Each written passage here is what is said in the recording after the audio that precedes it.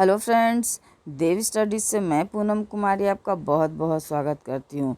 दोस्तों, हम लोग संविधान के बारे में पढ़ रहे हैं और संविधान से रिलेटेड जो है ऑब्जेक्टिव सेट्स के कई वीडियो अपलोड किए जा चुके हैं। आज इस वीडियो में भी जो है हम लोग संविधान के टॉप 20 प्रश्नों को जानने का प्रयास करेंगे। तो आइए हम लोग जो है बिना वक्त गवाए संविधान के टॉप 20 प्रश्नों की श्रृंखला जो है या उसके पहले प्रश्न की ओर बढ़ते हैं।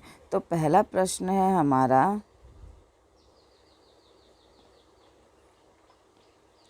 कि कौन से मुख्यमंत्री जो कि राजस्थान में भूमि सुधारों के जनक होने के साथ साथ जो है दस्यु समस्या एवं अराजकता के मूलक के रूप में भी जाने जाते हैं। तो कौन से मुख्यमंत्री है दोस्तों जो राजस्थान में है भूमि सुधारों के जनक और होने के साथ साथ दस्यु समस्या एवं अराजकता के उन्मूलक के रूप में भी जाने जाते हैं? तो ये जो है आपका सही उत्तर हो जाएगा दोस्तों, टीकाराम पालीवाल, यानी कि सी ऑप्शन जो इसका सही जवाब हो जाएगा। यानी कि इनके ही जो है शासनकाल में आपका राजस्थान में जो है यानी ये जनक माने जाते हैं भूमि सुधारों के भी और दस्यु समस्या एवं अराजकता के उन्मूलक के रूप में भी दोस्तों जाने जाते हैं। तो इसका आपका टीकाराम पालीवाल सही उत्तर हो जाएगा। इनके समय में कई दस्युओं ने जो है आपका आत्मसमर्पण भी किया था। तो इसका सी ऑप्शन आपका सही जवाब हो जाएगा। अगला प्रश्न है हमारा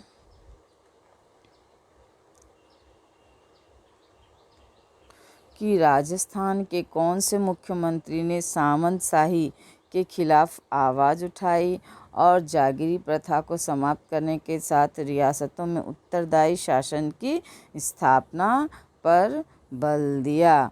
तो कौन सा मुख्यमंत्री हो जाएगा दोस्तों जिसने सामंतशाही के खिलाफ आवाज़ उठाई और जागीरी प्रथा को समाप्त करने के साथ साथ रियासतों में उत्तरदायी शासन की स्थापना पर बल दिया? तो ये हो जाएगा दोस्तों जय नारायणन व्यास जी। इनके द्वारा ही जो है राजस्थान में जो सामंतशाही के खिलाफ आवाज़ उठाई गई और जागीरी प्रथा को समाप्त करने के साथ साथ रियासतों में उत्तरदायी शासन की स्थापना करने का यानी प्रयास किया गया। अगला प्रश्न है हमारा कि किस मुख्यमंत्री को अंत्योदय योजना के जनक के रूप में भी जाना जाता है? तो दोस्तों, कौन से मुख्यमंत्री जो अंत्योदय योजना के जनक के रूप में जाने जाते हैं? ये प्रश्न कई बार पूछा गया है। तो इसका सही उत्तर हो जाएगा दोस्तों भैरव सिंह शेखावत। तो दोस्तों, ये अंत्योदय योजना जो है जो बहुत गरीब होते हैं यानी गरीबी रेखा के नीचे आते हैं उनके लिए यह योजना लागू की जाती है।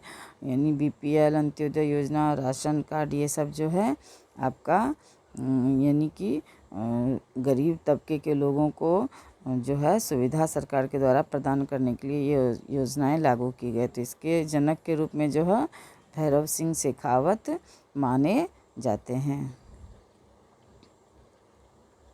अगला प्रश्न है कि किस मुख्यमंत्री ने पानी बचाओ, बिजली बचाओ और सबको पढ़ाओ का नारा दिया था? तो कौन से मुख्यमंत्री के द्वारा यह नारा दिया गया दोस्तों? तो ये जो आपका सही जवाब हो जाएगा इसका अशोक गहलोत, यानी अशोक गहलोत जो है इनके द्वारा है जो राजस्थान में पानी बचाओ, बिजली बचाओ और सबको पढ़ाओ का नारा दिया था। अगला प्रश्न है हमारा कि संविधान में राज्य के मुख्यमंत्री के कर्तव्य किस अनुच्छेद में निर्धारित है?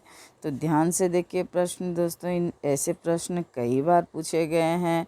तो इसका सही जवाब हो जाएगा दोस्तों 167, यानी इसमें जो है आपके मुख्यमंत्री के जो है आपके कर्तव्य का निर्धारण यानी किया गया है। तो इसका सी ऑप्शन यानी तीसरा ऑप्शन आपका सही जवाब हो जाएगा।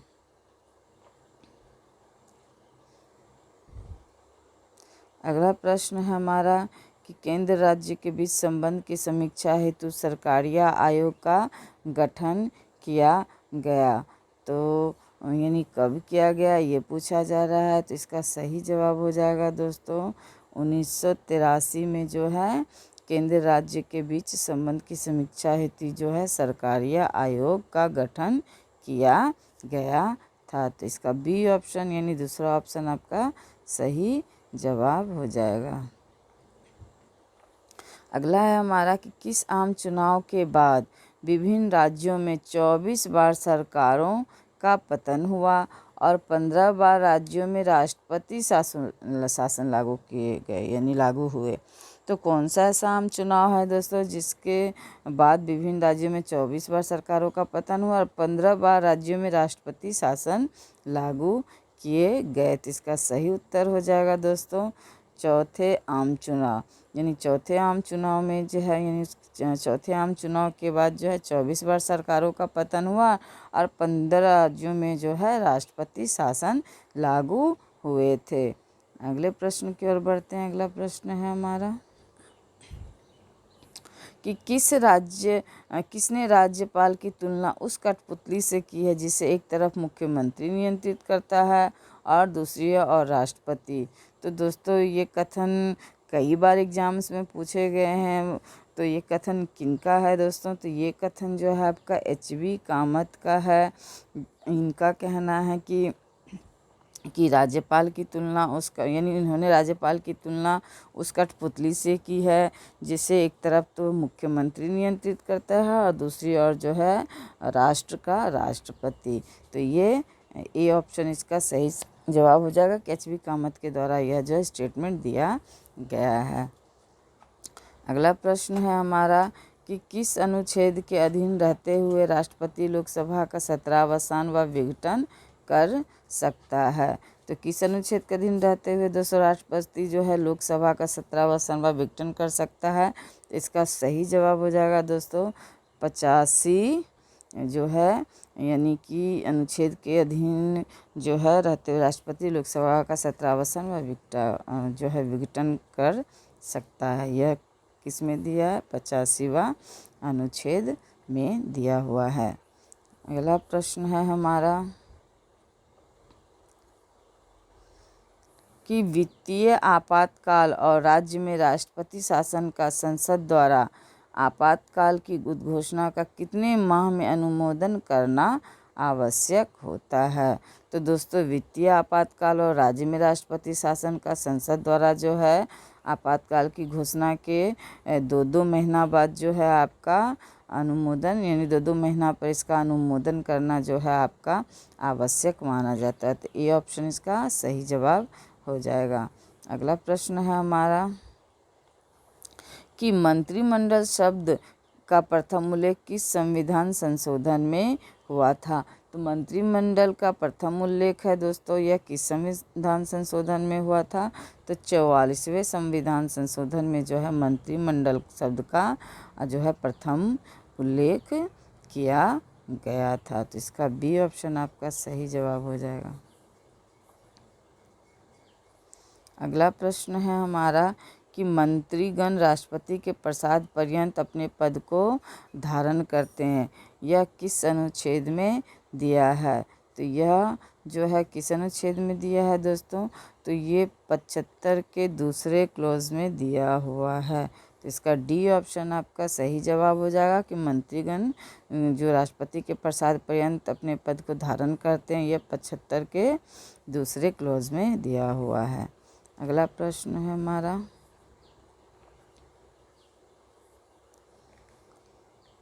कि अंतर्राज्यीय परिषद का अध्यक्ष होता है। अंतर्राज्यीय परिषद का अध्यक्ष कौन होता है दोस्तों। तो अंतर्राज्यीय परिषद का अध्यक्ष जो आपका प्रधानमंत्री माने जाते हैं और यह जो है आपके योजना आयोग के भी अध्यक्ष माने जाते हैं। दोस्तों योजना आयोग का नाम जो है बदल करके नीति आयोग रखा गया है। तो आपका इसका ए ऑप्शन सही जवाब हो जाएगा। अगला प्रश्न है हमारा कि अनुच्छेद 75(3) के अनुसार केंद्रीय मंत्री परिषद सामूहिक रूप से उत्तरदायी होते हैं। तो अनुच्छेद 75(3) के अनुसार केंद्रीय मंत्री जो है सामूहिक रूप से किसके प्रति उत्तरदायी होते हैं दोस्तों? तो ये जो है केंद्रीय मंत्री सामूहिक रूप से लोकसभा के प्रति जो है आपका उत्तरदायी होते हैं, और इसका उल्लेख जो है अनुच्छेद 75 के 3 में दिया हुआ है। अगला प्रश्न है हमारा, तो महान्यायवादी के बारे में सही नहीं है। तो सही नहीं है जब प्रश्न आता है दोस्तों, तो बच्चे बहुत बार गलती कर आते हैं और फिर बाद में पछताते हैं। तो इसलिए जब ये नहीं शब्द किसी प्रश्न के साथ जुड़े तो उस प्रश्न को और उसके ऑप्शंस को बार बार जो है मिलाना ज़्यादा ज़रूरी रहता है। तो आइए हम लोग देखते हैं कि महान्यायवादी के बारे में जो सही क्या नहीं है, तो उसको जानने का प्रयास करते हैं दोस्तों। तो सदन की बैठक में वह भाग लेता है, तो बिल्कुल सही है, वह सदन की बैठक में भाग लेता है। सदन में बोलने का अधिकार, जी हाँ भाग लेता है तो बोलने का भी अधिकार है। सदन में मत देने का अधिकार, जी नहीं, ये गलत हो जाएगा दोस्तों, क्योंकि जो महान्यायवादी है उसे सदन में मत देने का अधिकार नहीं होता है। तो इसका तीसरा ऑप्शन आपका गलत जवाब हो जाएगा। अगला प्रश्न है हमारा कि किस संशोधन में लोकसभा की संख्या 525 से बढ़कर 545 कर दी गई? तो किस संशोधन में दोस्तों यह जो है मतलब लोकसभा की संख्या 525 से 545 कर दी गई थी? तो इसका सही जवाब हो जाएगा दोस्तों 31वें संशोधन में, यानी कि 31वें संशोधन में जो है आपका लोकसभा की जो है संख्या आपका दोस्तों 525 से 545 कर दी गई, यानी बढ़ा दी गई। तो इसका बी ऑप्शन आपका सही जवाब हो जाएगा। अगला प्रश्न है हमारा दोस्तों कि वित्तीय विधेयक किसकी अनुमति के बाद ही विधानमंडल में प्रस्तुत किए जा सकते हैं? तो वित्तीय विधेयक किसकी अनुमति से विधानमंडल में प्रस्तुत किए जा सकते हैं दोस्तों? तो इसका सही जवाब हो जाएगा आपका राज्यपाल।